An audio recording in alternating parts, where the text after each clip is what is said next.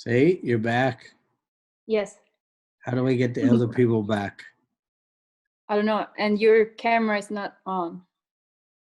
Well, that's even better. You don't really want to see my face. Oh, there we go.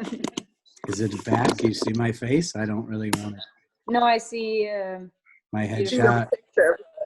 Oh, shut up, both of you. All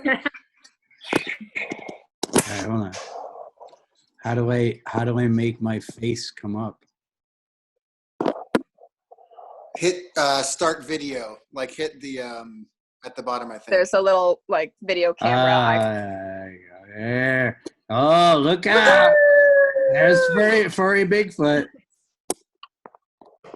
Who's Vaia? Because I don't know if I need to make that. She's connecting with audio. Wow. So what happened? It just cut out? Is that what happens if you're a cheap motherfucker? I think, yeah, you have to after a have like a while, special account to have it more than 40 minutes. the time starts to go down and then it just will cut you off. Bullshit. I'm not cheap. I'm not. So how do you say your name? It's Valia. You was about to say Valia, right? Well, yeah, I was. I know you was because everybody said it. They'd be like Valia or Valia. I'd be like, no, wrong. All right. So what have you been doing in your acting? What's going on? I know we're supposed to compete and do these monologues and all this stuff, but I think if we can set up a group that's kind of like supportive, and then you do whatever you do or whatever, that's cool. But like, where you at? Because that only helps other people. Yeah. I had did so first I had attended the Barrel Group, the 6-week summer acting workshop, and then I had went to Barbara's 5-month training school. I just graduated like in February, luckily, because I would never had graduation because of the quarantine. So, and right now, I'm just like, they send me emails about casting calls and stuff. I had a couple of them, but they had to cancel because of the coronavirus. So I couldn't do them. So that's where I'm at right now. Yeah. Yeah, no, I hear you. I mean, like, we're all in the same boat, right? We're Right. trying to figure this shit out. Yeah. Can I throw out a positive for you, Philip? Sure, go ahead. Go get it. Are you guys aware of all the virtual open calls that are going on Instagram and AA right now? Mm-hmm. Yeah, because there's like Claire Simon in Chicago, Liz Coulon in the Southeast, Ryan Glorioso in the Southeast, Erica Bream in LA, and there's 2 others. But if you follow all these casting directors on Instagram or just check, it seems like that's going to be the outlet for a while. Right, but right. It's all free, and it's just a good opportunity to get on the radar, Mm-hmm. And you got my friend Jen David, who's like here's guys, this is like a thing that I've taught. Danny knows this, and it's great when you get it, is when you get a fucking agent that's a fucking like Wolverine, like a fucking like maniac. It's incredible because you can get an agent and someone can submit you twice a month or whatever. But when you get a maniac, bless the Lord, you got a fucking maniac. Because she is crazy. She is like submitting and hardcore. My voiceover agent is the same way. I'm like, we're in the middle of a virus. I don't know how I can go to it. And they're like, fuck it. It doesn't matter. It doesn't matter if the sky is fucking falling. We're gonna submit you and send you out as long as you can do it. And it's crazy because I get it. Like, obviously, safety is number one, but it's like the DNA of a person that is submitting you because that's their job, and they're not doing classes and seminars and trying to make money outside of what they should be making money on is their clients, right? And it's crazy because, as you know, I had that like Hasselhoff hair, whatever. I thought that was the end, but it seems like this more character work is a lot better as far as. I mean, I was going to or taping at least 3 times a week up to the virus, and then as I just shared with the virtual stuff, I'm still doing 2 to 3 a week. Right. So it seems like this is more of an appeal than the locks, I guess. Yeah. They loved it. I think the headshots worked. I think the new branding and marketing of the clips worked. So it's been very positive. Yeah. So, like your undercover cop or born. I didn't. Yeah, you're right. You're absolutely right. But can I ask something to the ladies? And this is only being pretty much a superficial male, is if they told you to change your look, are you going to do it, or are you going to own who you are? Depends on the character. I mean, like, I would do it if it's for a character. Like, right. And if it's worth it, like, if I have to go and do all new photos and everything, I have to be getting paid enough to cut all my hair off, you know? Right. I say the same thing. So it depends on the character, because you have to look the part also.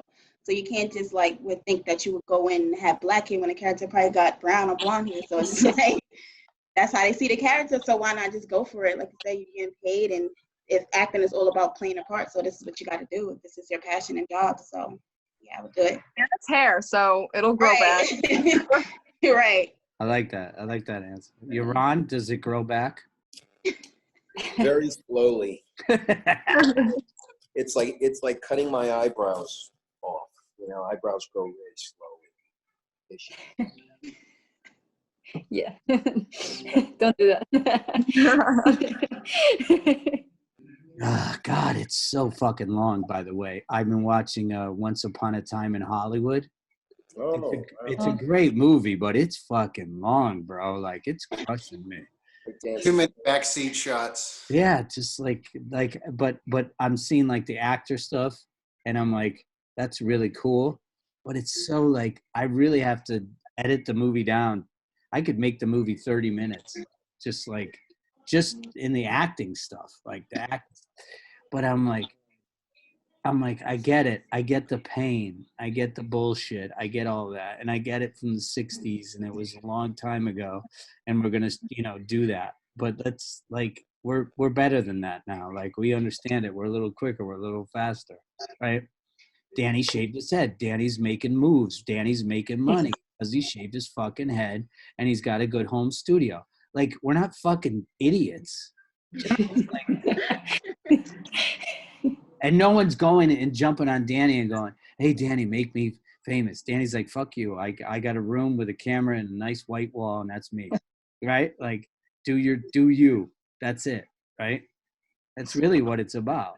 Like, so like when I started this thing about like doing a 30-second slam, I thought it'd be like a club atmosphere where I'll have a couple cocktails and, perform. And that's cool. We can do it. But I'm like so more happy that we're in a different space. I don't know if you guys feel the same way, but I feel really cool because I'm just like, this is different. This is like more exploratory, a little more, take a risk, besides doing your monologue and whoever the fuck watches it and you get a free headshot session or whatever the fuck, you know what I mean? Like, that's all bells and whistles. Like, but sorry. Go ahead, please. No, I was gonna say, this situation, like, as bad as it is, there's always a positive thing in the bad, and this is kind of like pushing you to be even more creative in your home. Yeah. So it's like a lot of practice that you can do because you have the time. So it's good.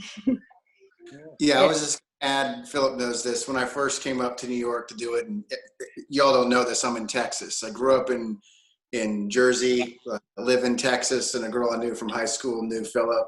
So she shared, get in touch with him, go up there. And I bombed. I mean, I went into the room above the bar. I forget what it was called with the pizzas. And the first couple of times I sucked. And then I came back 2 summers ago with the long hair and the beard. And I finally got my shit together, as he said, by putting in the work. And then to this point, this got me a kick-ass agent and another one in a different market. So it was just, committing to the work and putting in the time, and then rebranding myself and finding my type and market, if you will. But to what you just said, Philip, I treated that kind of like the Gong Show. You go up there, you got 30 seconds. If you're good, great. If you're not, you're going to know it. And I knew it. And it was just like, okay, cool. I got to put in the work. And that was kind of my own message to myself of, yeah, earn it, you know. Go get it. So, and then he came to my apartment, which is another weird. Yes. He came, Iran's come to my apartment, and they both have been like, this is a magical place. Yeah. And my cat was there, and my cat looked at both of them and then was like, oh, you guys are here. Like the cat, if anybody owns a cat, they know that cats just don't give a shit about anybody. They just, like, if I could write a monologue about a cat, it would be one sentence, and the cat would look at the camera and go, fuck you. I love that coming into your house, there isn't the proverbial casting couch. Instead, there's a really bored, lazy ass cat. There's nothing that says danger. Danger lives here. It's a bored ass, lazy cat. There's a secretary cat smoking a Pall Mall. Okay, you're here to see Philip. All right, fuck you. Looking at a fucking Excel spreadsheet and just being like, all right, whatever. All right. And then everybody leaves and goes, do I leave down the hall? How do I get out of here? Like, the funniest thing is I live on a 5th floor walk up. So like if Ron and Danny come up, the running joke is I'm like, you didn't take the elevator? And they're like fucking gasping. Motherfucker. And I don't have an elevator, but I'm just like, I wish. Like, great building. Yeah, it's a gym, you know. That's my gym membership, is to walk up those stairs.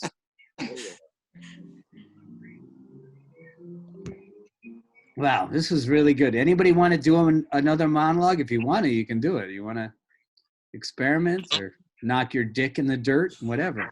I'll do one. All right. Dick in the dirt, whatever. I'm still trying to understand that.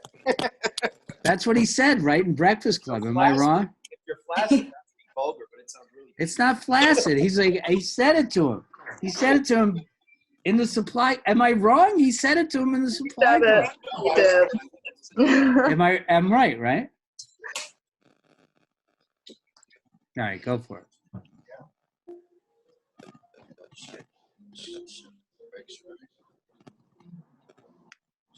Why are you so challenging?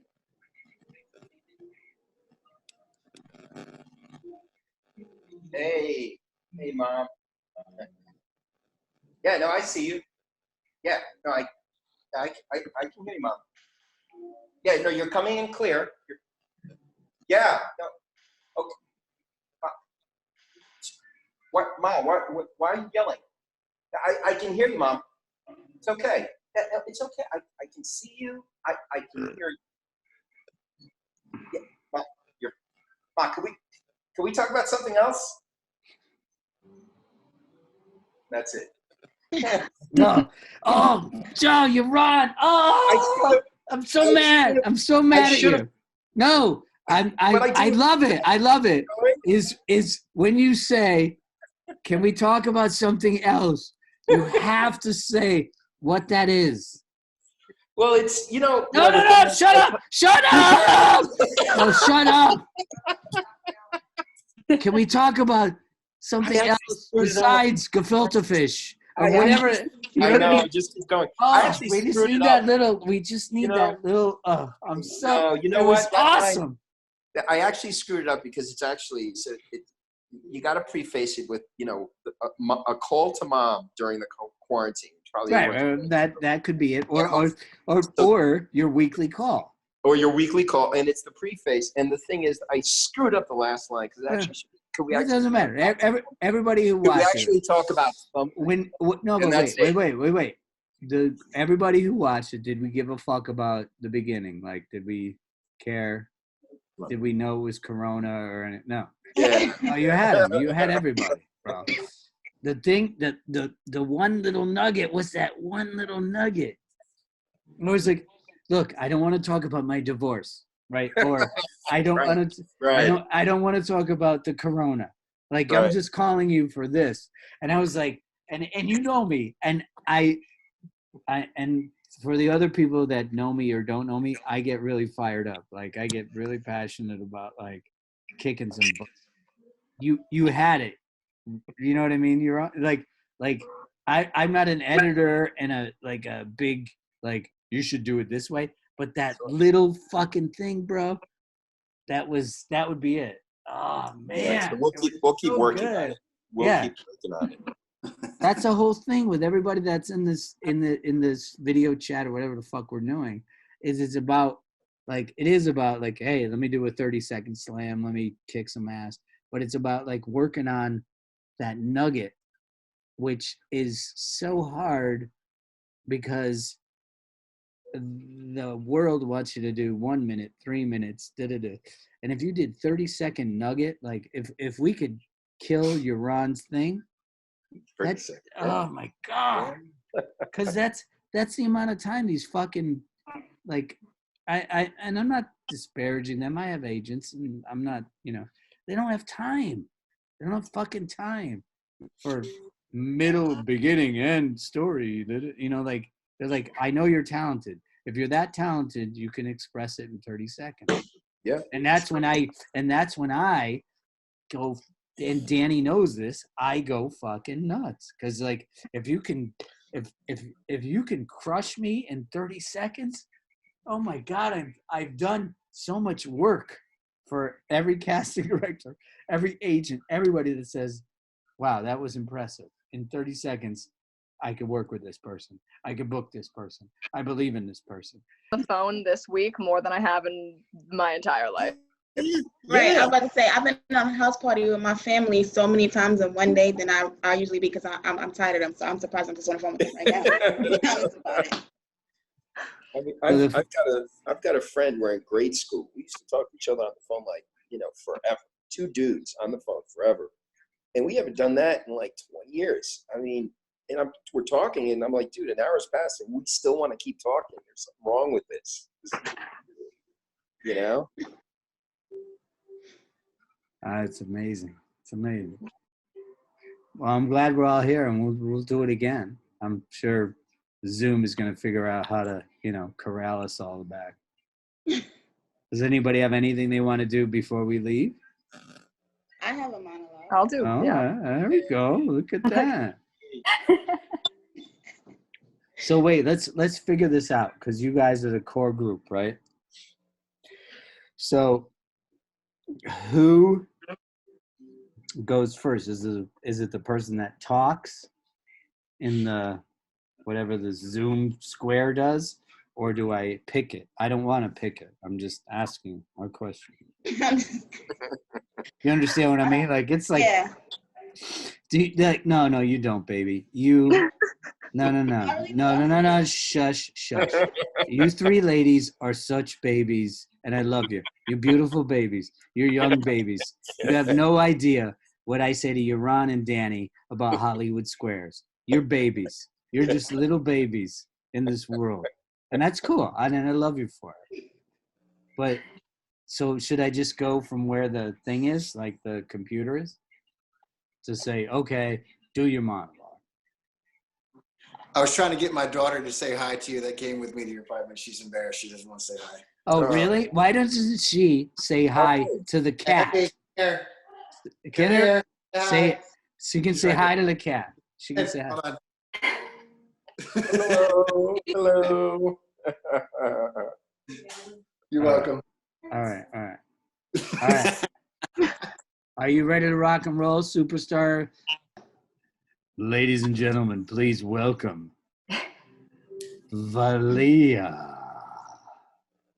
Okay. I have enough on my hands, Marita. I have enough people to love and take care of. You trying to tell me I can't be a woman without a man? But you're all right, huh? You trying to tell me you could just walk out of here without me, without a woman, and still be a man? That's all right. Ain't nobody gonna ask you, Avery, who you got to love you? That's all right for you. But everybody's gonna be worried about Bernice. How Bernice gonna take care of herself. How she gonna raise that child without a man? Wonder what she do with herself. How she's gonna live like that. Everybody got all kind of questions for Bernice. Everybody trying to tell me I can't be a woman unless I have a man. Well, you tell me, Avery. how much of a woman am I? And that's it. All right. Look,